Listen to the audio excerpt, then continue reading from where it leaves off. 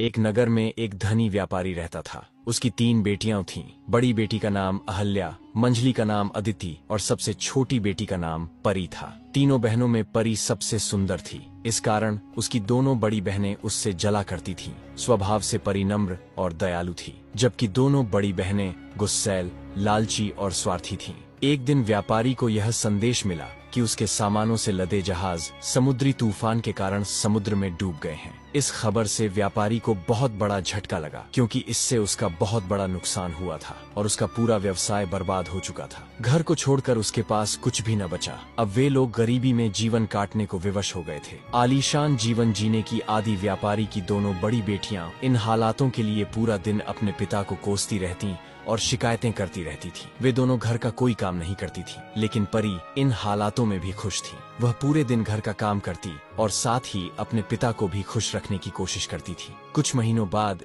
एक दिन व्यापारी को पता चला कि उसका एक जहाज बंदरगाह पर पहुंच गया है। उसने तुरंत ही बंदरगाह जाने की तैयारी कर ली। जाने से पहले उसने अपनी तीनों बेटियों से पूछा कि वापसी में वह उनके लिए क्या लेकर आए। दोनों बड़ी बेटियों ने सुंदर कपड़े, जूते, मोतियों का हार और इसी तरह की अन्य चीजें लाने के लिए कहा। परी अपने पिता की हालत जानती थी, इसलिए उसने अपने पिता से बस एक सुंदर लाल गुलाब का फूल लाने को कहा। जब व्यापारी बंदरगाह पहुंचा तो उसने देखा कि उसके जहाज का पूरा सामान नष्ट हो चुका है। साथ ही उसका जहाज भी टूट फूट गया है और किसी काम का नहीं रह गया है। थका हारा निराश व्यापारी वापस घर की ओर लौटने लगा। वापस लौटते लौटते रात हो गई। रास्ते में एक घना भयानक जंगल था। व्यापारी जल्दी से जल्दी उस जंगल को पार करना चाहता था, लेकिन तभी अचानक ही शुरू हुए तेज आंधी तूफान ने उसे घेर लिया। उस तूफान में सफर जारी रख पाना असंभव था। आश्रय की खोज में वह इधर उधर भटकने लगा। तभी उसे उस भयानक जंगल में एक स्थान पर रोशनी दिखाई पड़ी। जब वह पास पहुंचा तो उसे रोशनी से नहाया हुआ महल नजर आया। उसकी उम्मीद बंध गई